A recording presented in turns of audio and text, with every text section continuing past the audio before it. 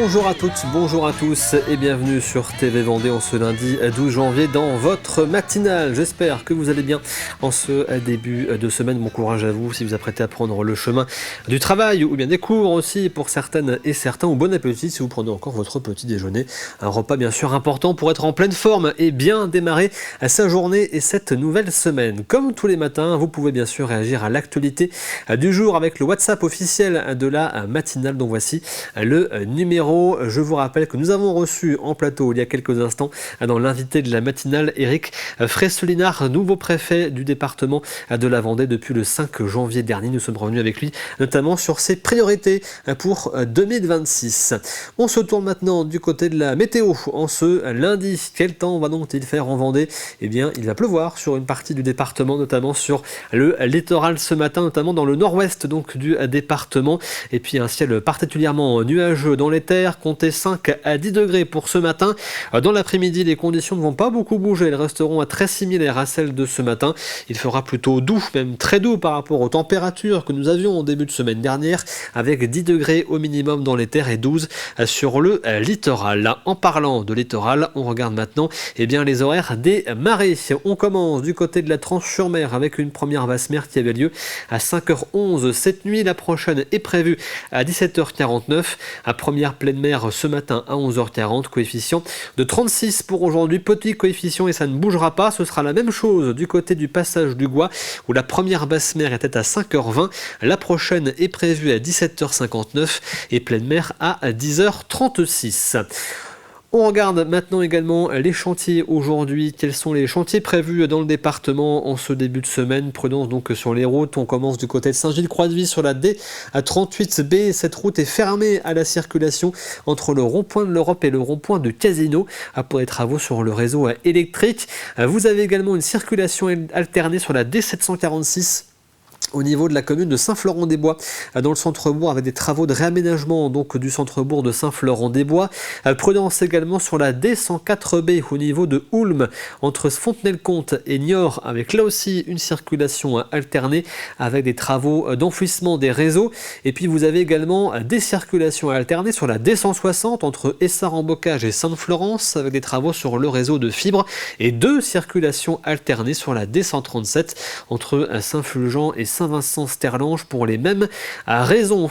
Comme tous les lundis, on regarde également ensemble les prix des carburants en ce début de semaine. Où trouver le carburant le moins cher en Vendée ? On commence avec le samplon 95. Il est le moins cher à la Bruffière, 1,58 € à la station U. Vous le retrouvez à 1,59 € à La Roche-sur-Yon et au Sable d'Olonne.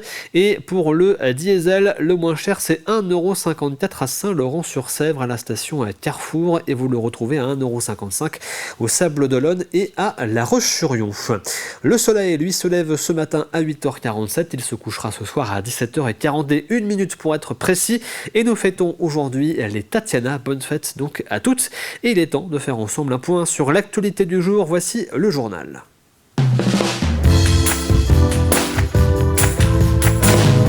Nous commençons ce journal par un mot de santé puisque ce dimanche, le centre hospitalier départemental situé à La Roche-sur-Yon a déclenché le plan blanc. Ce plan permet d'augmenter les capacités d'hospitalisation avec la mobilisation de personnel supplémentaire et de déprogrammer certains rendez-vous et certaines opérations non urgentes pour libérer des lits. Le CHD a déclenché son plan blanc pour faire face à une augmentation des besoins d'hospitalisation liés notamment à l'épidémie de grippe.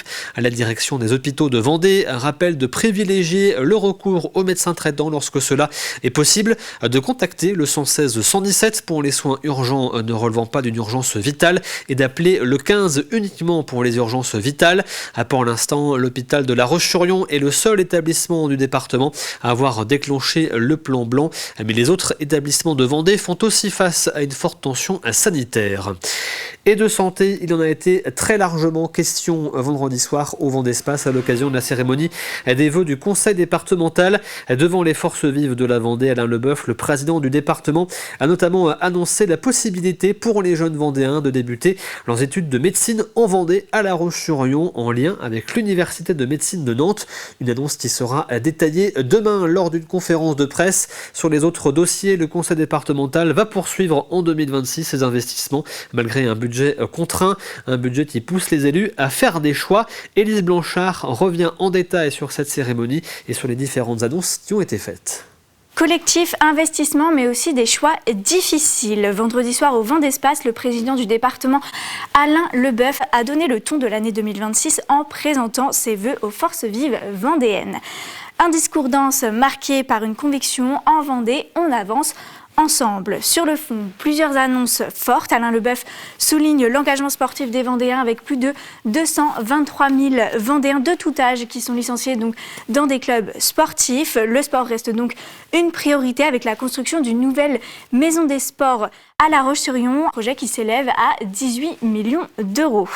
Autre axe majeur, plus de 53 millions d'euros vont être consacrés à la sécurité des Vendéens à partir de 2026, notamment pour les casernes, les véhicules, mais aussi les équipements. Nous avons décidé, avec l'ensemble des conseillers départementaux, d'augmenter notre participation financière de 6,7 millions d'euros en 2025 et encore de 5,5 millions d'euros en 2026. Une grande partie du budget départemental est aujourd'hui dédiée à la prise en charge des personnes âgées, des personnes en situation de handicap, mais aussi des enfants en difficulté.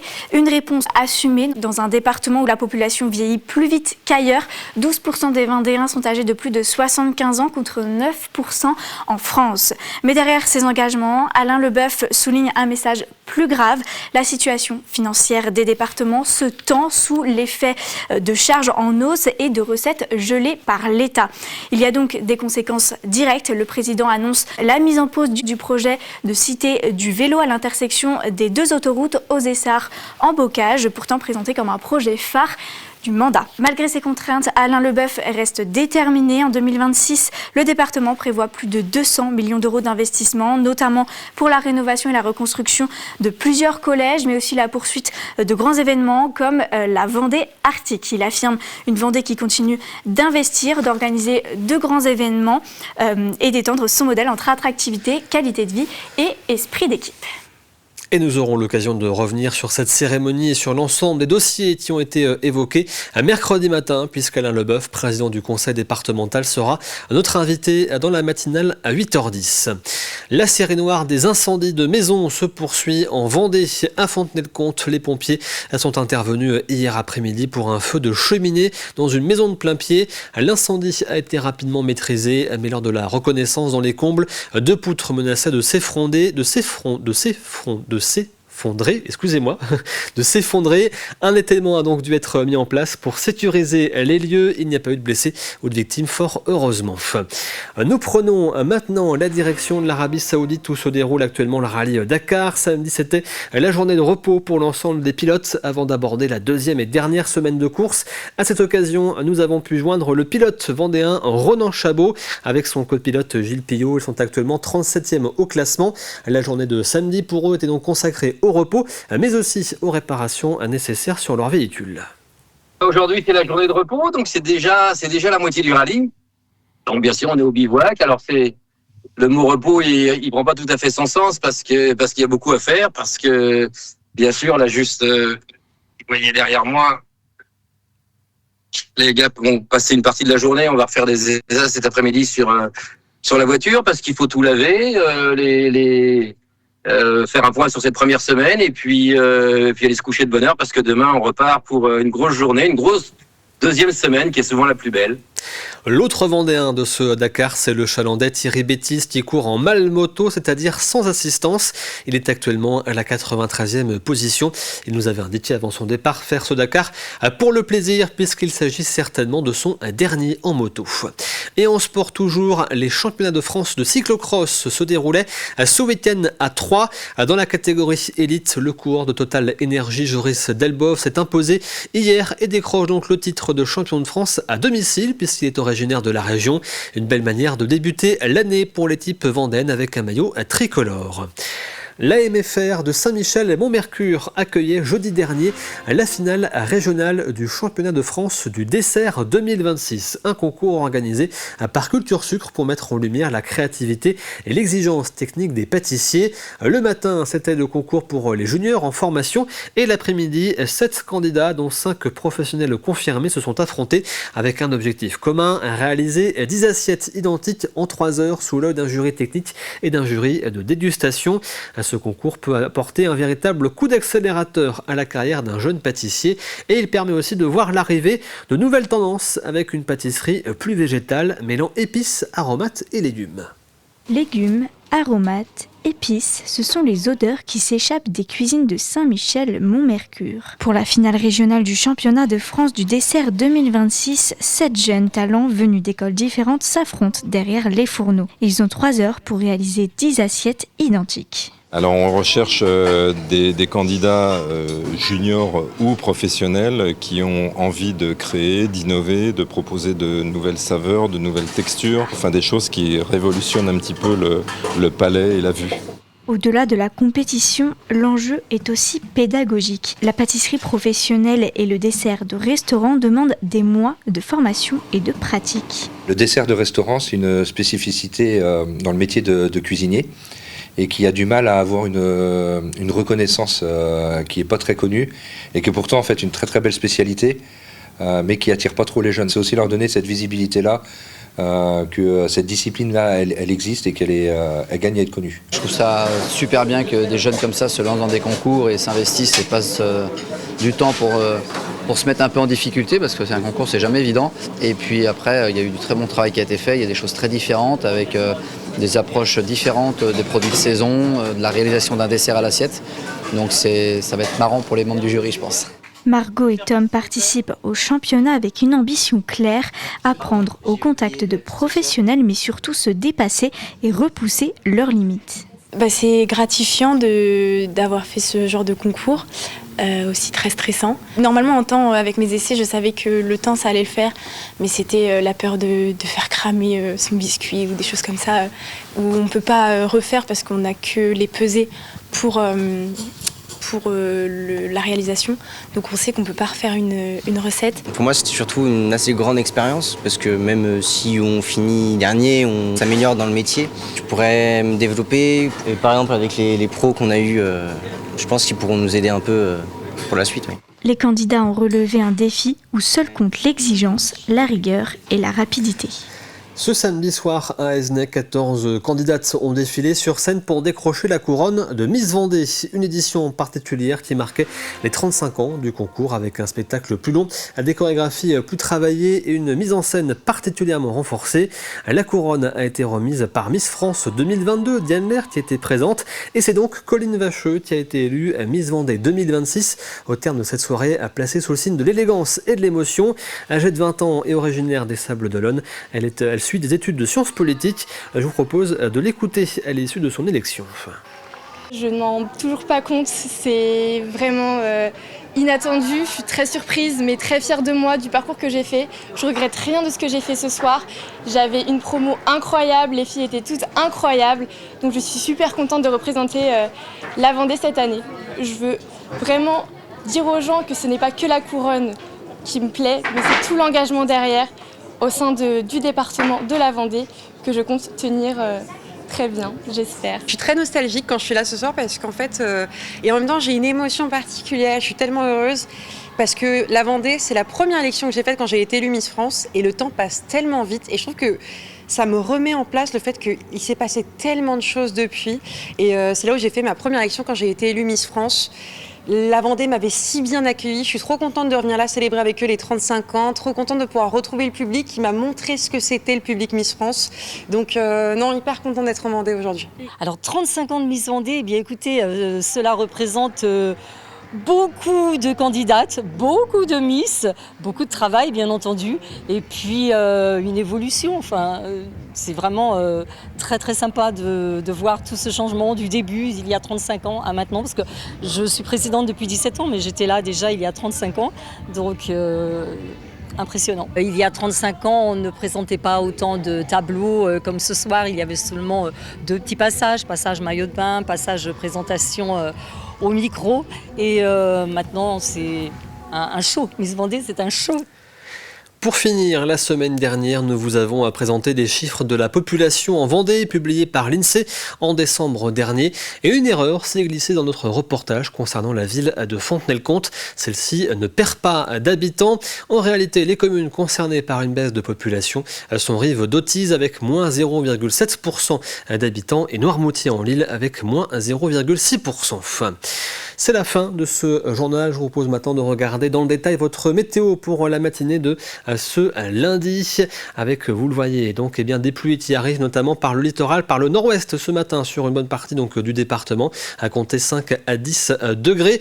On regarde maintenant pour l'après-midi. Les conditions vont rester bien relativement similaires à celles de ce matin. Les températures sont bien douces aujourd'hui, à compter au minimum 10 degrés dans les terres et 12 degrés sur le littoral.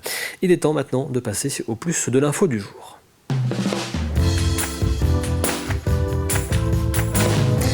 Et le plus de l'info est consacré ce matin à la 8e édition des Rencontres nationales de l'agriculture biologique de conservation. Cet événement se déroulera du 27 au 29 janvier prochain à Chantonnay.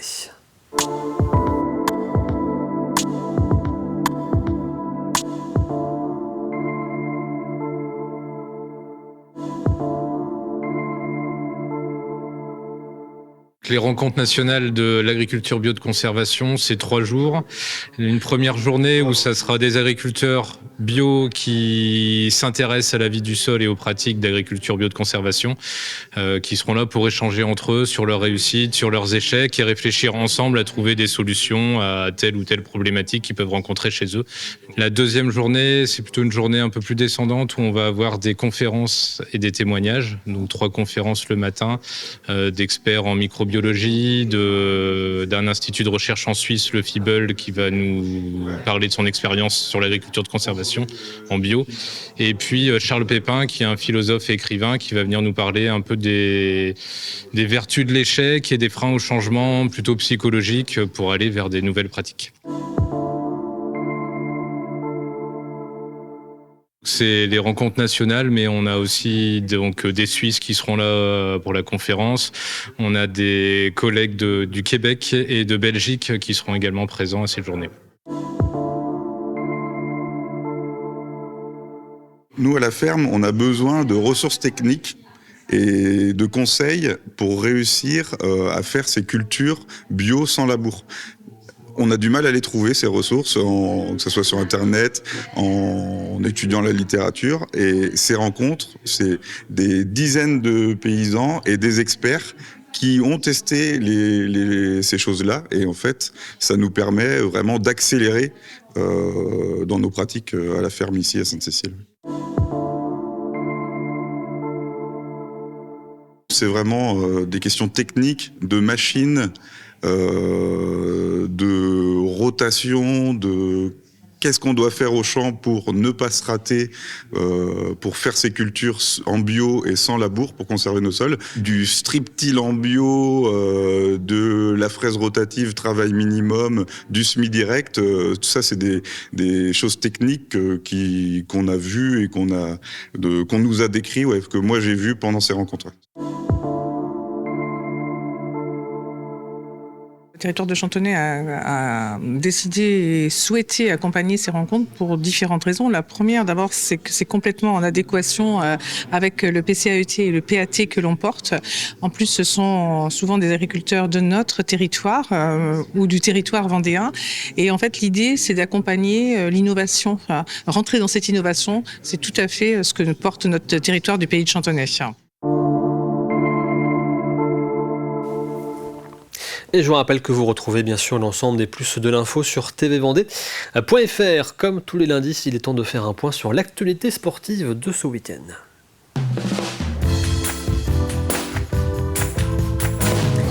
Et au programme de votre journal des sports aujourd'hui, du basket avec la 3e victoire consécutive pour les Sables Vendée Basket Club, le Smash qui signe une très belle victoire également et le hockey Glacionnette qui confirme sa place de leader au classement. Un journal des sports préparé par Paul Deswatines. C'est l'heure de votre journal des sports. On fait le tour des résultats du week-end en Vendée. Commençons par du basket et pour leur premier match de l'année 2026 à domicile, les Sables recevaient le Pôle France, une équipe de jeunes issus de l'INSEP. Le début de rencontre est très équilibré. Les jeunes espoirs du Pôle France jouent sans complexe et tiennent tête aux Sablés, 23 partout à la fin du premier quart-temps. Même scénario dans le deuxième quart-temps, les visiteurs restent solides défensivement, mais les Sablés virent avec un léger avantage à la pause, 42-37. Au retour des vestiaires, le match bascule, les Sablés haussent le ton et le rythme, ils creusent l'écart et font parler leur expérience. Dans le dernier quart-temps, les jeunes du Pôle France craquent physiquement et les Sablés en profitent pour dérouler et s'imposer assez largement, 90-70. Une victoire nette pour bien lancer l'année 2026. On savait qu'il fallait faire un match sérieux, c'est ce que j'avais dit dès le départ. Ils nous ont montré qu'on a eu raison de ne pas les prendre de haut. Voilà. Même si on aurait aimé avoir... Je pense que si on avait pu mettre un peu plus de rythme dès le début du match, on se serait rendu le match un peu plus simple. Mais ils ont profité de notre faux rythme et voilà, on voit qu'ils progressent bien. Le coach Perronnet fait un gros boulot. Janvier-février, il y aura pas mal de jours où on n'aura pas la salle ici. Il va falloir bricoler un peu, j'aime pas ce terme-là, mais voilà, c'était important de le prendre pour préparer des jours où les conditions de travail seront un petit peu moins bonnes. Un échelon au-dessus en Élite 2 alors qu'ils avaient mené durant tout le match. Les Chalandais se sont inclinés à Caen 78-76. Toujours en basket, le Smash Vendée Sud-Loire recevait l'Avenir Basket de Chalosse lors de la 11e journée de National 2 féminine. Le début de match est accroché, les deux équipes se rendent coup pour coup et se quittent à égalité à la fin du premier quart-temps, 14 partout. Le tournant du match intervient dans le deuxième quart-temps. Le Smash accélère, hausse l'intensité et fait rapidement la différence. En l'espace de 5 minutes, les Vendéennes rejoignent les vestiaires avec une large avance, 48-24. De retour sur le parquet pour le troisième quart-temps, la domination vendéenne se confirme. Défense solide, un rythme élevé et surtout une très belle efficacité offensive qui permet au Smash de creuser encore plus l'écart. Malgré un léger relâchement en fin de match, les Vendéennes s'imposent largement, 93-65, une belle victoire. Toujours chez les femmes, défaite cruelle pour le RVBC qui s'est incliné à la dernière seconde à Montpellier, 70-68.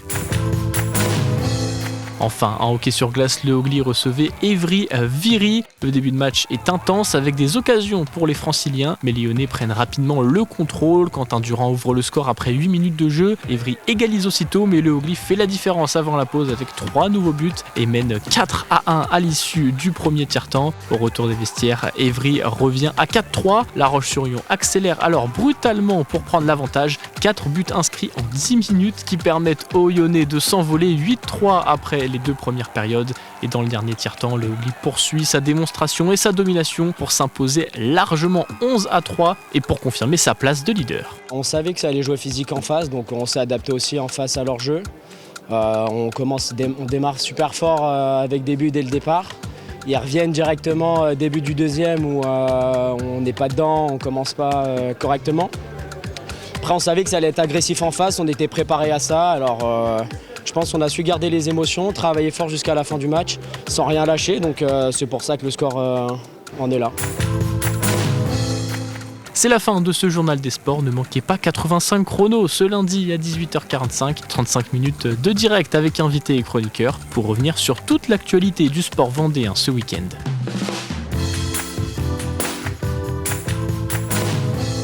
Et merci Paul Deswatines pour ce journal des sports et donc pas de football ou de rugby au programme ce week-end puisque l'ensemble des matchs ont été reportés.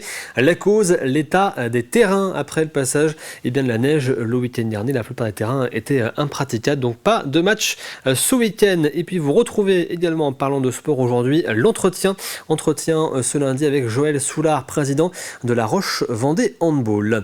Il est temps maintenant pour nous de passer à Café Cuisine.